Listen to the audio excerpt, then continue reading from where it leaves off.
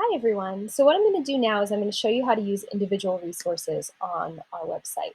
So if you scroll down, one quick reminder is for logging in information, password information, you need to click here. This will take you to a Google Doc that is only available to Wayne Hills students and staff.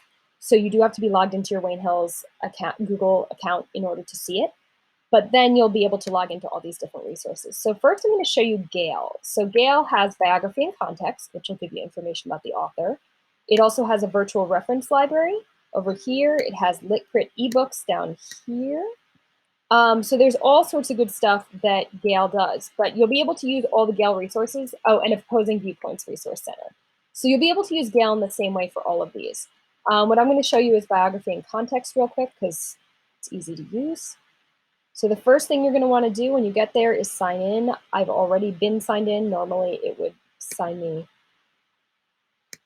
in down here. There would be a thing that says sign in. So I'd enter the login and then I'd search. So I'm going to search for F. Scott Fitzgerald because that's my author that I'm doing. So the first thing I'm going to want to do is I'm going to want to see what we have. So there's some quick facts. There's an article here. There's an overview. There are academic journals, images, biographies, F. Scott Fitzgerald in the news. And if you scroll further down, you'll see a bunch of these things. They all say how many words they are. They'll say the lexile level.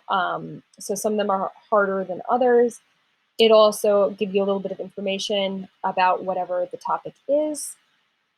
It's images, here's audio, kind of like podcasts. There's some information in magazines down here, in the news. It's kind of fascinating to see all the different things that these authors are connected to. But in my case, just for this purpose, I'm going to show you this article, this overview. So I'll click on read more. And now I can use some of these tools that they give me. The first thing I'm going to want to do always is I'm going to want to save this. So I can save it to my Google Drive. And that's super important because now I can find it anytime I want. Other options would be if I wanted to, that's if I want to save it to the cloud, which I'm not going to do right now because I don't have the cloud on my computer. If I want to email it to myself, I can email it right here, email it to me, from me, subject line, and I can do the full text or I can do a citation. I usually will do the full text so that I have it.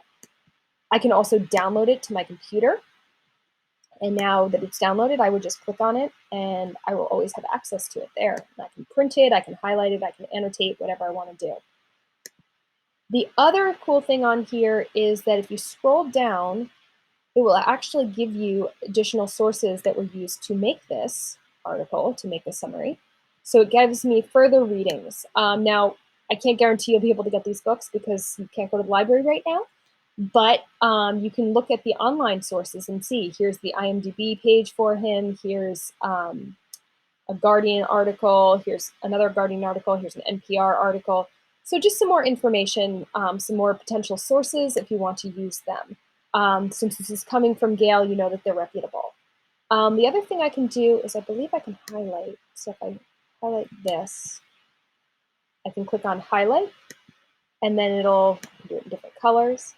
I could also take notes. So after his father failed as a businessman, so his father was a failure in business, I can take a note on that, and I can write father failed in business and save it.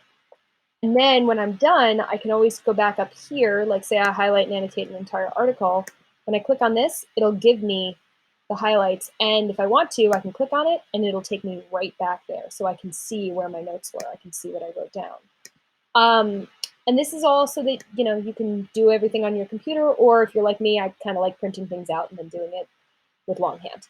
All right, and that's how to use Gale. You can use the same tools on every one of those Gale resources. So just to quickly review, you can use them for biography and context, Gale Virtual Reference Library. You can use them for LitCrit ebooks. They're all going to be available to you. So here I can search, same thing, F. Scott Fitzgerald. And anything that pops up here, I can then click on. And like I said, you'd be able to do the exact same things. I can save it to my Google Drive right there, save to my Google Drive. I can highlight, annotate. Oh, and one other thing you can do, you could translate it.